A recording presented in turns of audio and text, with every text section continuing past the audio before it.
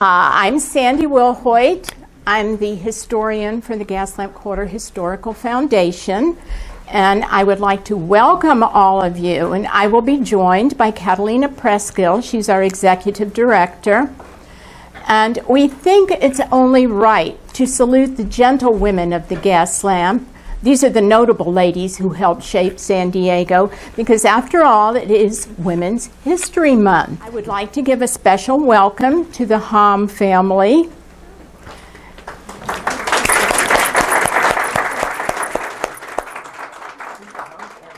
For all your help in helping us curate this exhibit and giving us those wonderful artifacts on loan. We really appreciate it. And also to the ladies of the Sweetwater Women's Club. We're going to present these ladies in chronological order from the first to the most recent. So let's begin with the First Lady of Newtown. Her name was Maria de Jesus Telesfora de los Santos Reyes Estudillo. But we're going to call her Maria. She was born in Santa Barbara, January 5th, 1829. Her parents were Don Jose Joaquin Estudillo and Juana Martinez. And her father was the first alcalde of Yerba Buena, and that would later become San Francisco. And the alcalde is like a mayor, so this was a pretty prestigious title. And her uncle was the first alcalde of Old Town. His home, you may be familiar with, is that one in the center, the one they call Ramona's house. That was her uncle. In 1835, they moved the family to San Leandro, and that is now Oakland. And in 1842, Don Jose got full title to a league of land on San Francisco Bay. It was so big that it enabled him to raise, among other things, 3,000 head of cattle. And per his wife's request, he got these very exotic white cattle because she said she liked to stand up in her grand home and look down and see all those little white heads like white clouds. They were extremely, extremely rich. And this is Maria. Well, William Heath Davis came to visit there, and it was not unusual for him to go calling because both of their fathers, Maria's and his, had been friends before, had been well acquainted. Now, when he came to start visiting, she was only 14. So he waited a little bit, and in 1845, he asked for her hand in marriage. Sadly, he was turned down.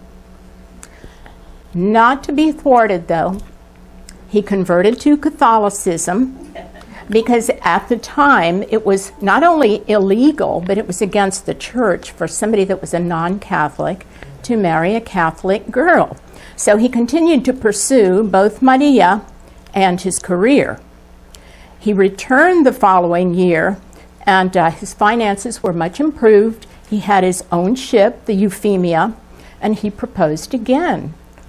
This time his proposal was accepted, and he was embraced literally by the entire family because that's what they did then. And even by her sister, Concepcion, who before she really was against this marriage because she felt that the oldest sister should get married first. Later in his memoirs, 60 Years in California, which he later amended to 75 Years in California, he said they did not exchange more than 100 words in private.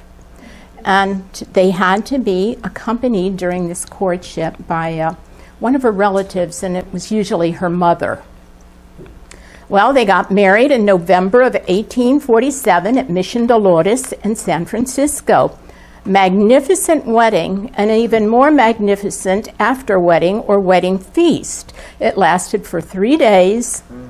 There was much feasting and a lot more drinking.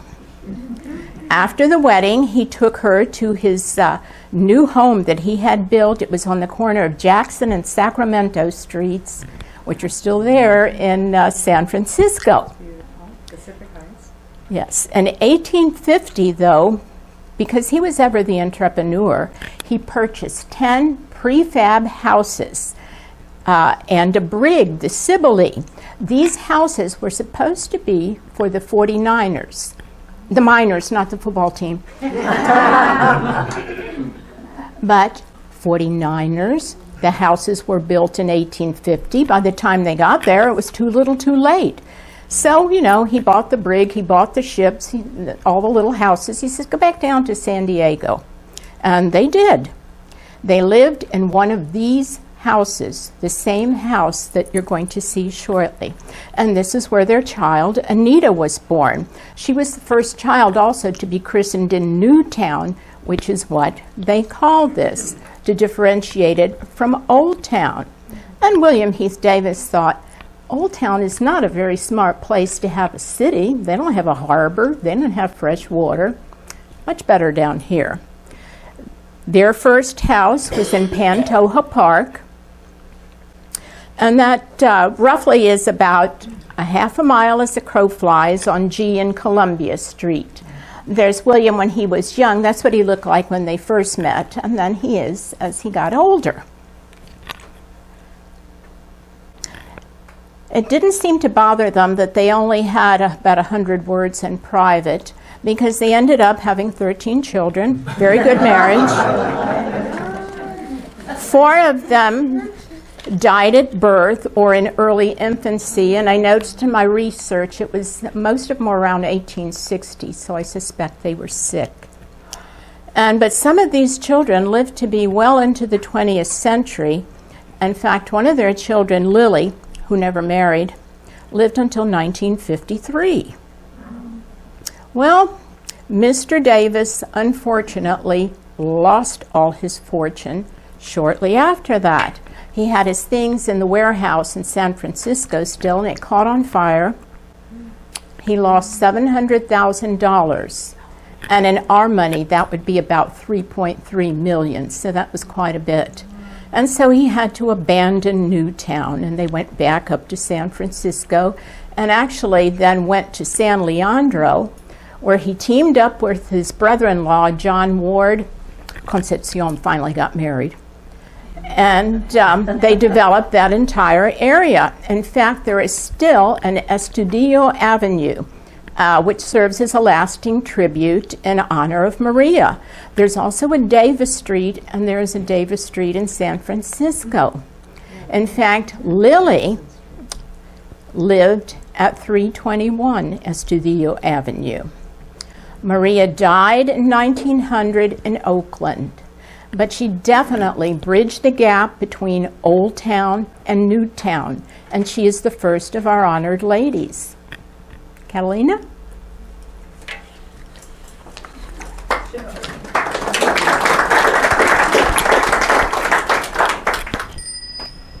Well, good evening. Thank you all for being here. This is just wonderful to have so many people here in the gallery. So, continuing our talk of notable women of the gas lamp, I'd like to talk to you about Anna Schepper. Anna Schepper was a vocational nurse. That means about anything. That there was no yes, this is Anna Schepper over here. There was no formal nurses training in the mid 1800s. There was in England, but not much more than that. So she came from Walston, Germany, and she immigrated to San Diego in 1868 with her young daughter.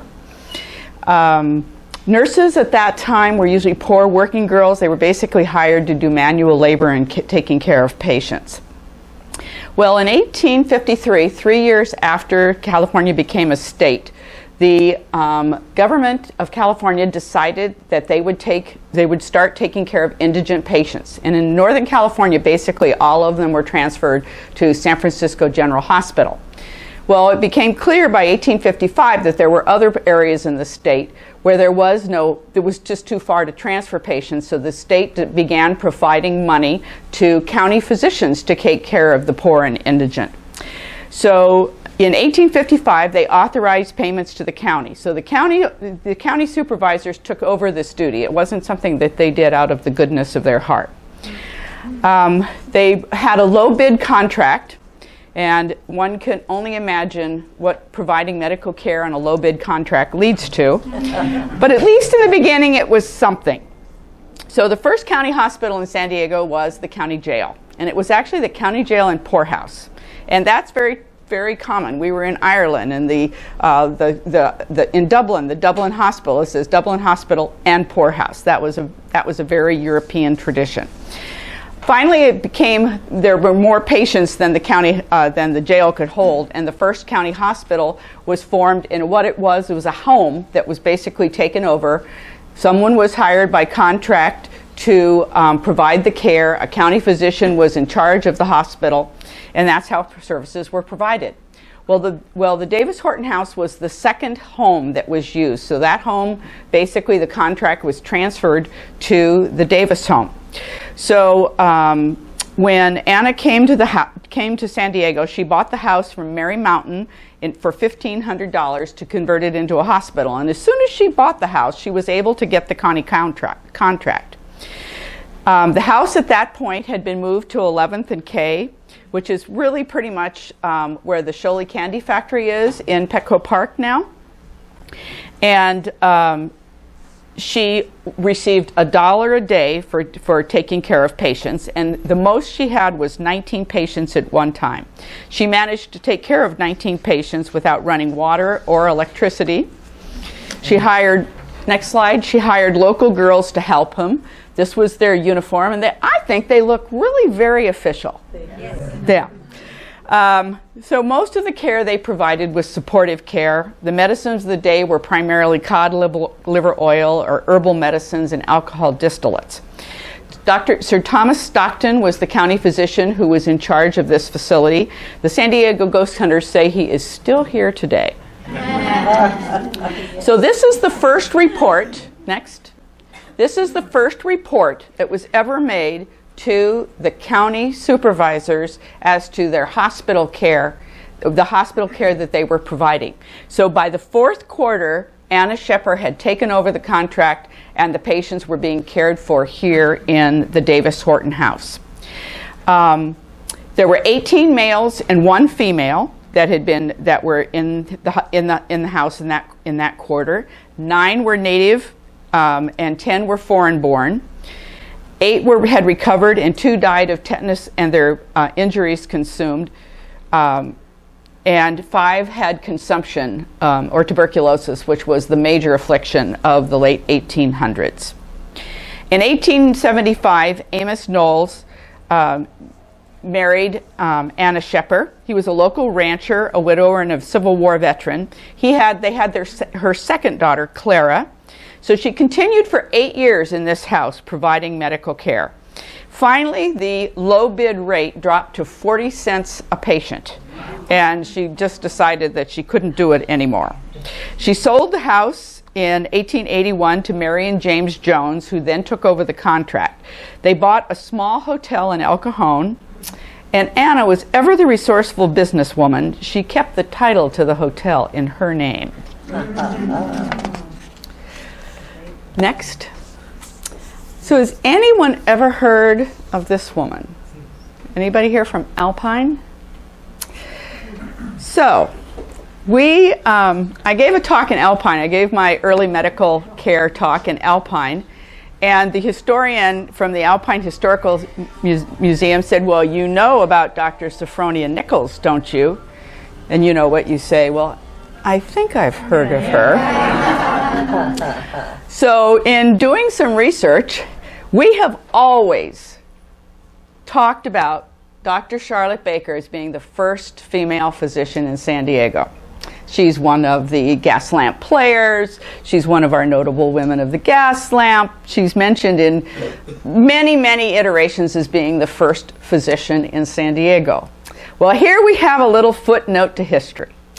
Dr. Sophronia Nichols came from the East Coast. She had been married. She had 2 children. And this is a theme. Something happened. We don't know what happened to that guy.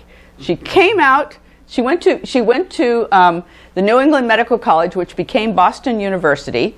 She came out to San Francisco, went up to Oregon and practiced for a few years. Her sister was in Alpine, sent her kids to her sisters, and in 1887 ended up here in San Diego.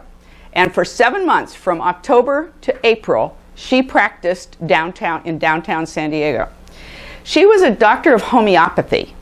And in those days, there were 3 licenses. You could get a medical license, but you could be from 3 schools of medicine. You could be an allopathic physician, which is what our medical doctors are today. You could be a homeopathic physician, or you could be what was called an eclectic physician.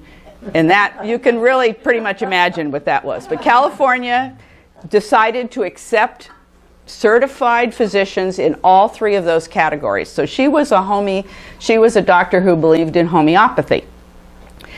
She is never considered to have been practicing in San Diego. And I'm not sure if that's because the assumption was made that people were only interested in allopathic physicians, whether it was just unknown that she was here for 7 months. But I can tell you that in Alpine, they love this story.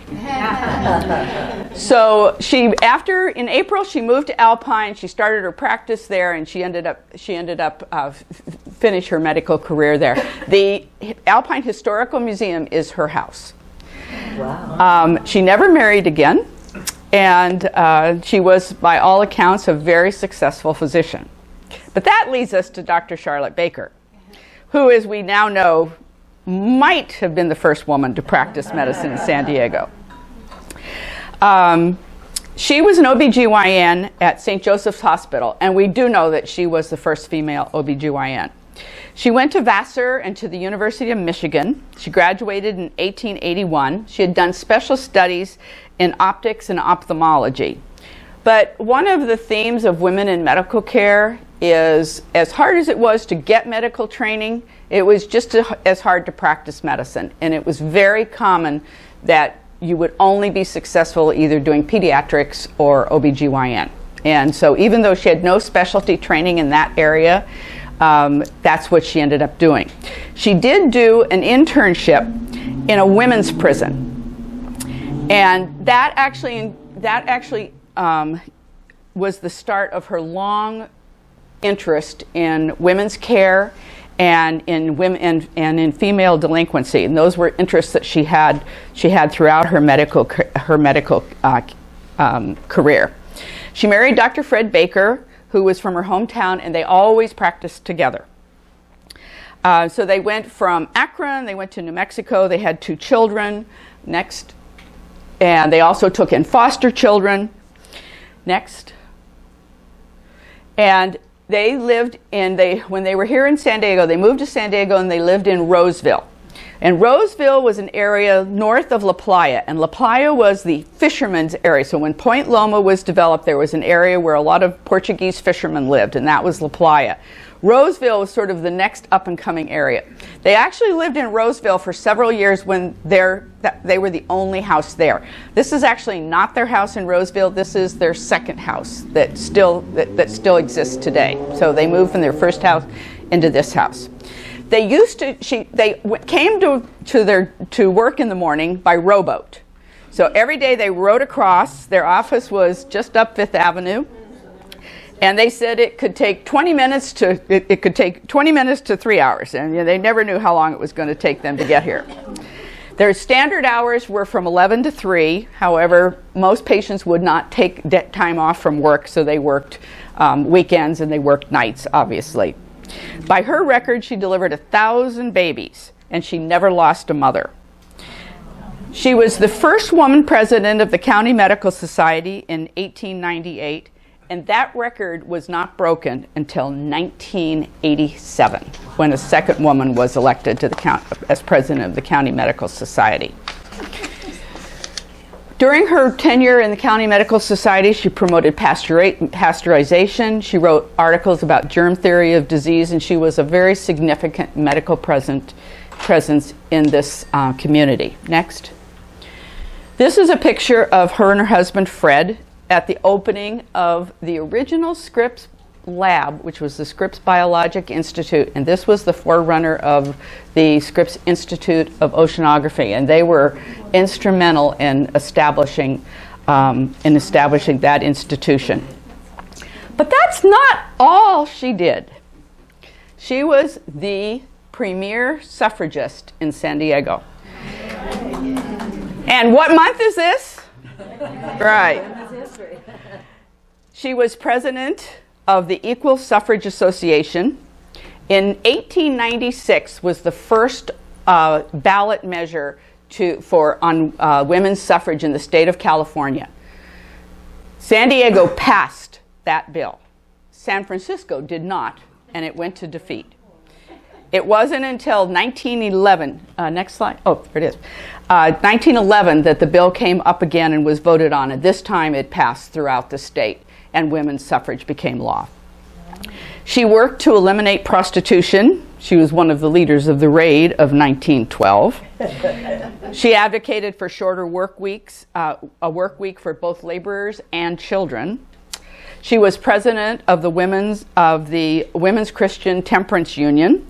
She co-founded the YWCA, and she served as its honorary president. She served on the city's Civil Service Commission, and she served 9 years as president of that commission. She also led the efforts to build the Balboa Park Children's Home, which was associated with the Women's Home Association and Nursery, a building that was in Balboa Park, designed by Irving Gill. And that was the forerunner for the San Diego Center for Children. Her motto was, "If I had my life to live over, I would not alter my course except to fight harder." And it is hard to imagine that anyone could have fought harder than this woman. Okay. Sandee? Oh, show me. I added something else. I wanted to talk just briefly, so for those of you who are here for my early medicine talk, I know that some of this is a bit repetitive, but I figure you can hear it again. There were 2 other women who had a great impact on the gas lamp. In 1901, the Helping Hands mission moved to the Grand Pacific Hotel on 5th and J. It was an outgrowth of the Helping Hands Home Mission and restaurant on 8th and K. It was started by a Miss Johnson. Her first name has been lost to history. She had been a missionary in China, and she wanted to create an open door to aid the poor. In 1895, the Helping Hands mission was headed by Mrs. Agnes Dodson, who became a superintendent of the mission. She was the wife of a prominent businessman, and she instructed the county physician to send the sick and the indigent seeking relief, and he clearly heard her. So she then set up a children's department in the Grand Pacific Hotel, which is the only Victorian hotel that we have left in the Gaslamp. And it's, you've all seen it, it's gray with white trim. And she set up a children's department for sick, abused, abandoned, and orphaned children. In those days, orphans were not necessarily children with no parents. Very frequently, they were children whose parents just couldn't take care of them. She hired a matron, Mrs. Elizabeth Montague, to care for them while their parents would work. And a lot of these children were the children of the prostitutes who worked in the stingery. She had a Sunday school there. She put on children's concerts, and she was a very good businesswoman. She had a wood yard to help defray expenses, and she sold articles that were sewn by residents and sold, and they had a store there also. She did all of this with donated goods and services, except for the matron and the cook. The mission moved out when it was the building was sold in 1907. However, the children's unit actually stayed in the hotel until 1920, and it was the forerunner for Children's Hospital of San Diego. I'm done now.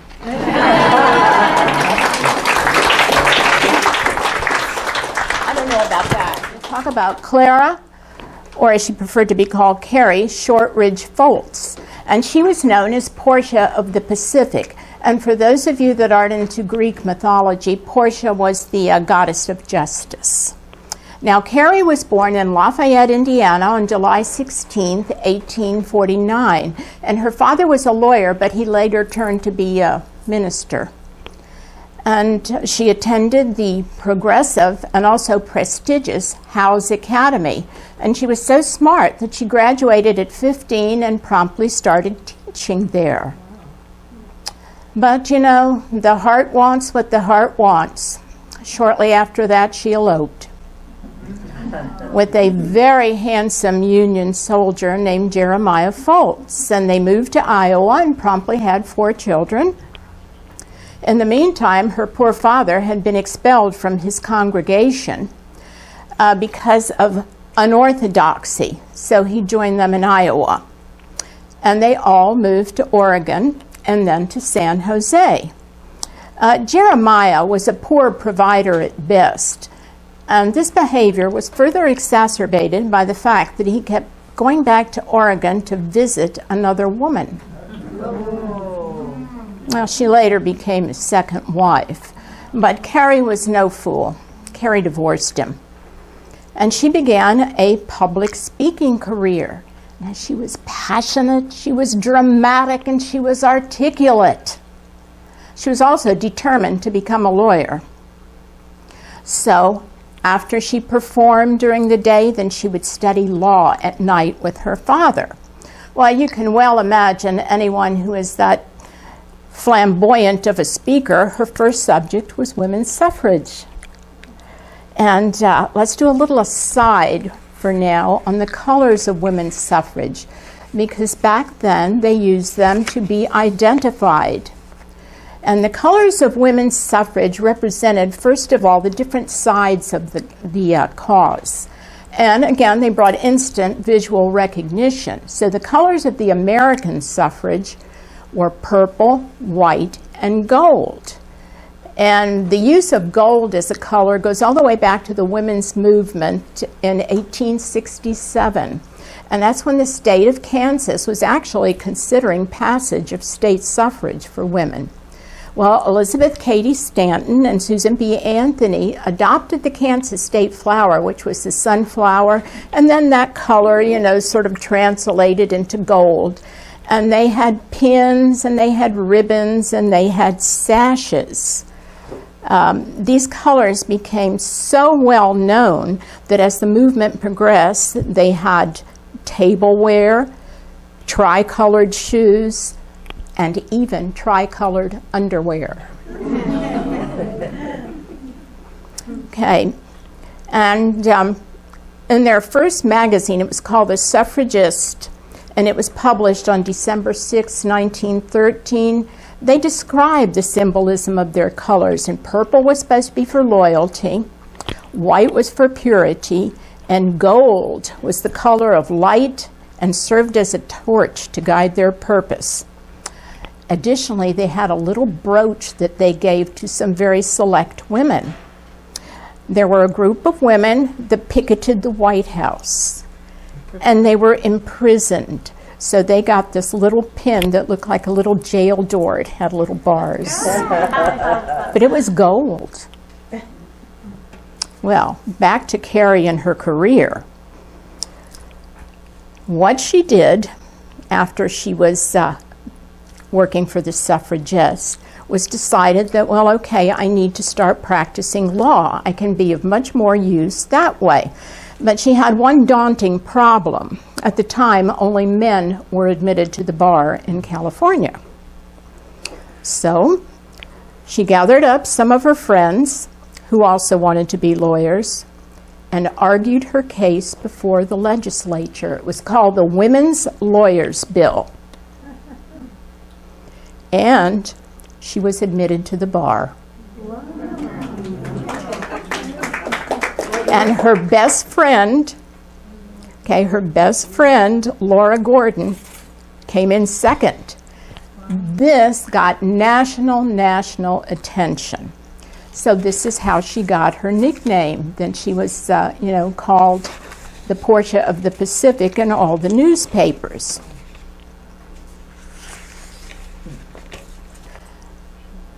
She wasn't done. She went to the California Constitutional Convention, and as was pointed out, they argued the case there, but they were close, but failed. However, with the help of the Working Men's Party, they got some things passed that were unprecedented in any state constitution. They got access to employment for women and access to all education. At this point, the state Supreme Court decided, okay, we're going to let them come to the prestigious Hastings Law School. And they said, you know, Carrie could be the first one enrolled. But she was busy. She was already practicing law, so she said, no, thank you. In the late 1880s, she moved to San Diego, and here's different pictures of Carrie. And she moved to the Nesmith Greeley building, and that's up on Fifth Avenue. She had 2 offices there, 825 Fifth Avenue, and in one of them she practiced real estate law, and in the other one she taught aspiring female lawyers. And that shows Carrie with some of her grandchildren and her son as she got older. And at the end of the century, though, oh, and by the way, she also did something else in those offices.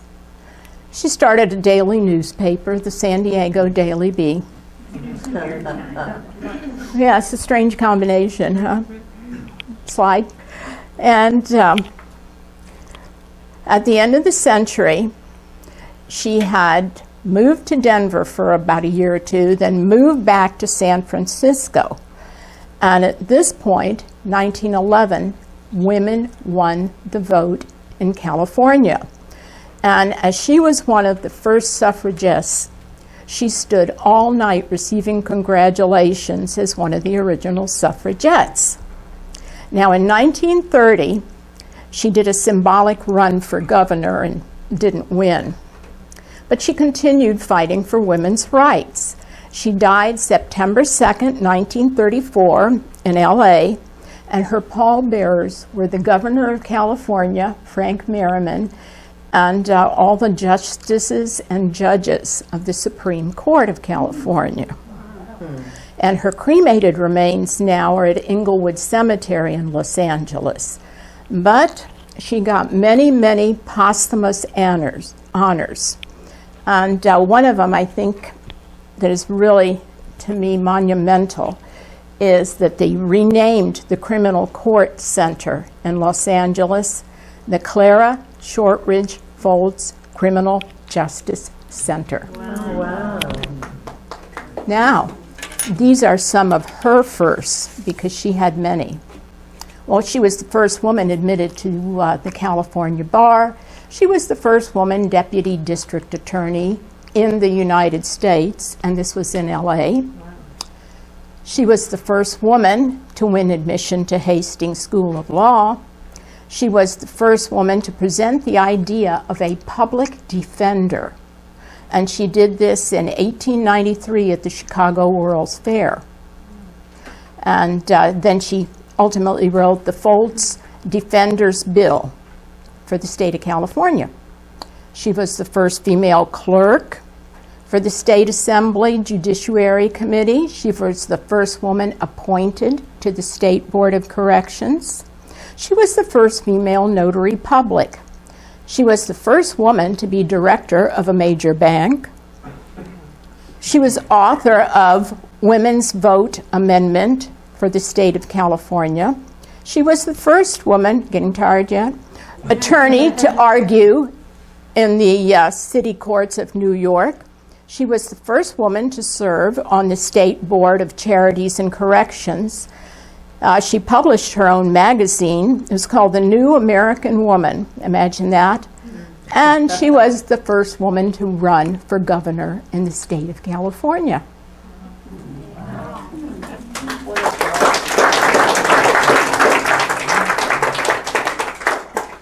Okay, now we're going to talk about Lydia Horton. And she also was the most liberated woman in early San Diego. She was the 5th wife of Alonzo Horton, and she played a vital part In the development of San Diego, yes, he only admitted to 3, but as Catalina says, history isn't always pretty. We found evidence of others. She was born in Massachusetts in 1843, and her father believed that his daughters, because he had 3 of them, should have a good education, and she was an extremely talented artist. She became engaged to Frank Fenelon Knapp in 1861, and he was fighting in the Civil War, the 25th Massachusetts Regiment. He came home in 1864, but unfortunately died shortly thereafter of yellow fever. So she did the next best thing. She married his older brother, William, and William was 15 years older than Lydia. She was 22, he was 37. So William had served in the Navy, so they came to California, to San Francisco, and then he got appointed to be the keeper of the tidal gauge in San Diego, up in where the lighthouse is.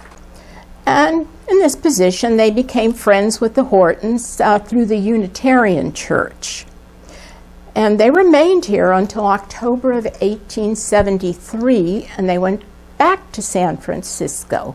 Well, Lydia was getting homesick, so she wrote to her mother, and her mother sent her money to go back and visit, with her 2 children. So she returned to Boston and decided to make it a long visit. She stayed.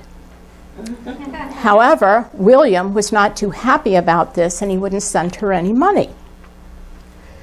So she knew she had to support herself and her children. She went back to school, supported herself and her kids for 10 years, teaching and painting. William died in 1885 of a stroke, so Lydia was now free. She returned to San Diego. Well, it's pretty much the only way you could get free back then. And did I say that? To settle her small inheritance. And she renewed her friendship with Mr. Horton. And Mr. Horton was now a recent widower. So she was a widow. He was a widower.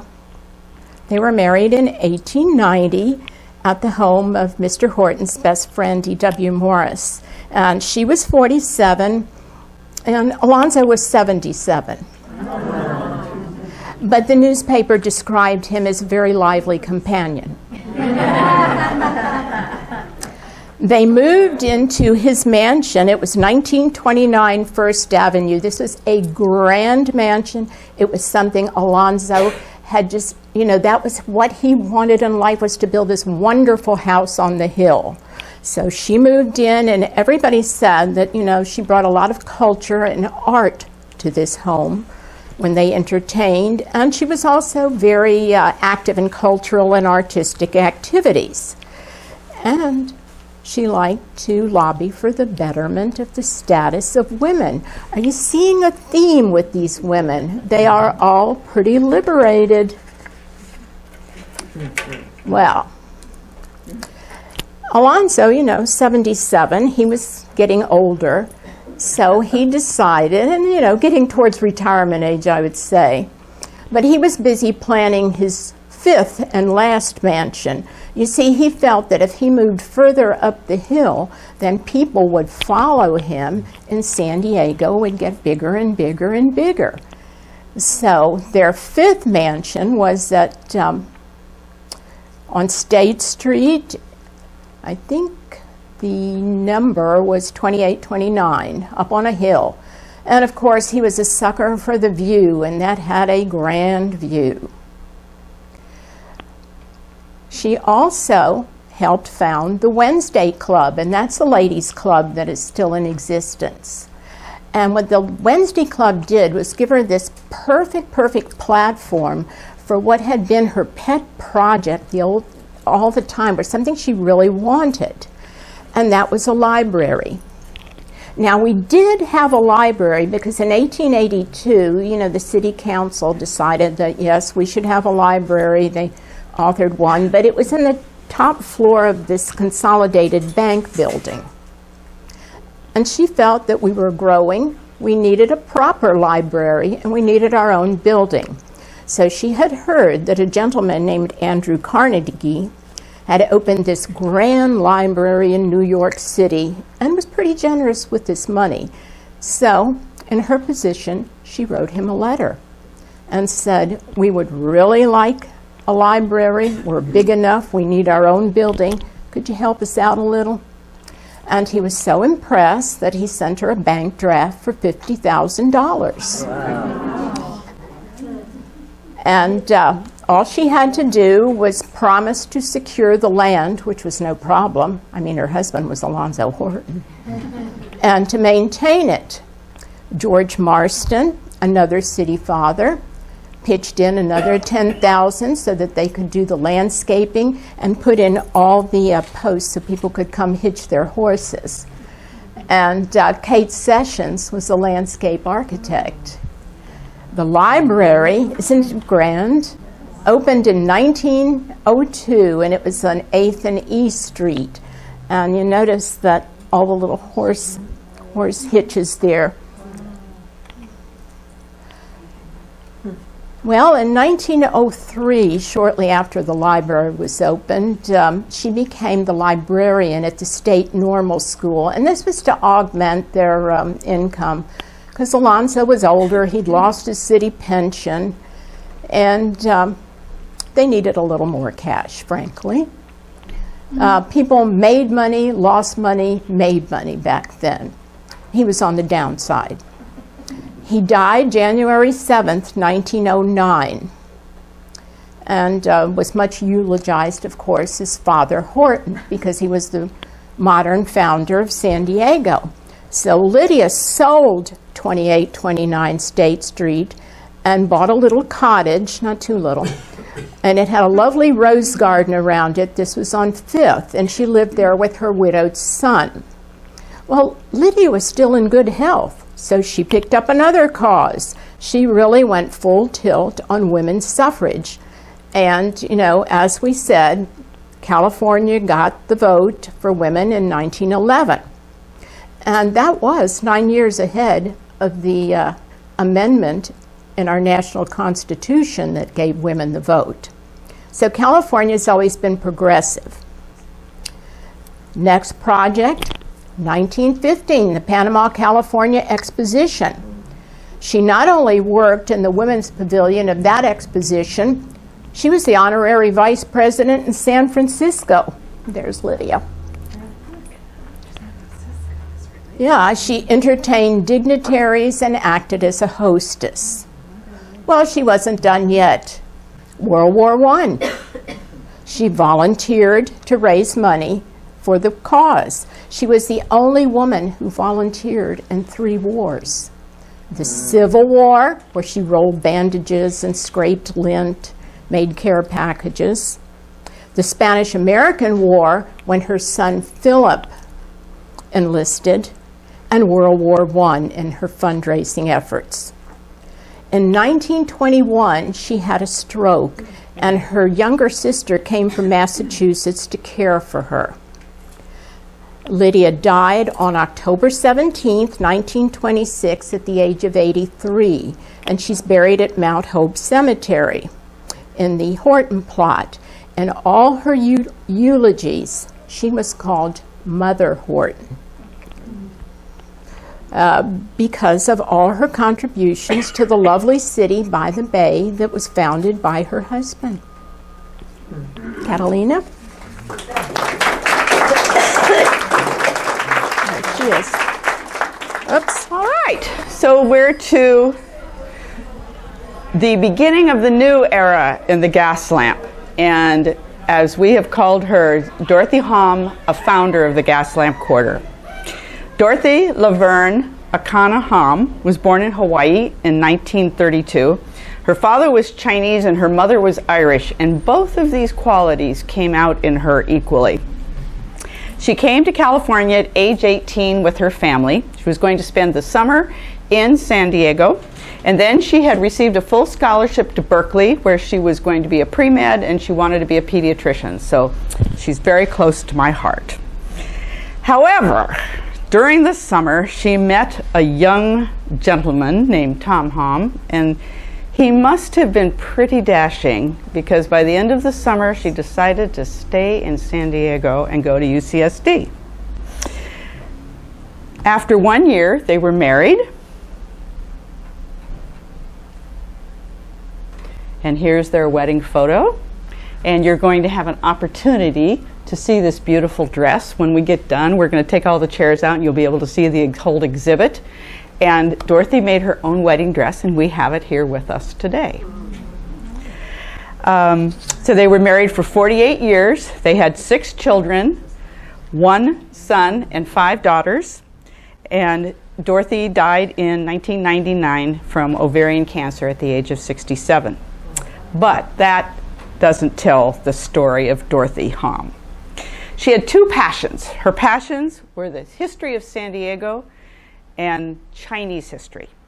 And she is nothing short of an icon for both the city of San Diego and the Chinese community here. She was one of the founders of the Chinese Historical Society of Greater San Diego and Baja California. The Homme spent several years farming in Baja. You have to read Tom Homme's book if you want to find out how that actually happened. She helped found the Chinese Historical Museum on 3rd and J, and it was largely through her efforts that the 1927 Chinese Mission Building was saved, restored, and placed on the National Registry of Historic Places. And it turns out that it was moved to a site which was where Tom Homme was born. You can't make this stuff up. She was the secretary of the Tecate Chamber of Commerce, and that shows her commitment to binationalism. She was on the board of the Salvation Army, the Maritime Museum, the Historical Site Board, and the San Diego Public Library. And she and Tom even helped to bring the pandas to the San Diego Zoo. But that is not why we are honoring her in this exhibit. We are honoring her for her efforts in transforming the Gaslamp Quarter into the National Historic District and the economic engine of San Diego that it is today. Next. I think I missed this. And this is the Homme family. I believe that were in existence when Dorothy died. Is that true? Yes. Okay. So if Tom is the father of the Gaslamp Quarter, we believe he is, then Dorothy is its mother.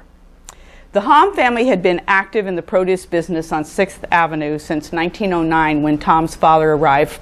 He came to San Francisco and then came down to San Diego and began his career in the produce business. She and Tom saw the potential in the Gaslamp Quarter and were instrumental in its revitalization. They were partners in all of their activities here in the Gaslamp Quarter. And Tom would say that when issues came up, he had a secret weapon. He would put Dorothy on the case. Next. So she had a special expertise. So you remember last month that when Marie Berklia was here and she showed you the map, the original hand-drawn map of the Gaslamp Quarter. And there were about 12 little squares that were called Porno Amuse. These were Dorothy's specialties. She would go in and talk to the owners. She would introduce herself. She would always, of course, be dressed very nicely in her suit and her pumps. And she would explain what they were trying to do in the Gaslamp Quarter. And she would get their encouragement and encourage them to take those books out of the window and those pictures out of the window. Couldn't they put them in the back? Because they all wanted to do this together. And as far as I can understand, you never said no to Dorothy. She and Tom were also famous for their weekly cleanups after church on Sunday when they would walk through the Gaslamp Quarter, picking up beer bottles, wine bottles, throwing them in the trash, showing them that everybody needed to pitch in to this effort. So Dorothy was honored in her lifetime by the Center City Development Corporation for her efforts, along with many other civic and state awards, including a memorial resolution honoring her in the year 2000 by the California Assembly. And it is with great pleasure that we offer these women to you as the notable women of the Gaslamp.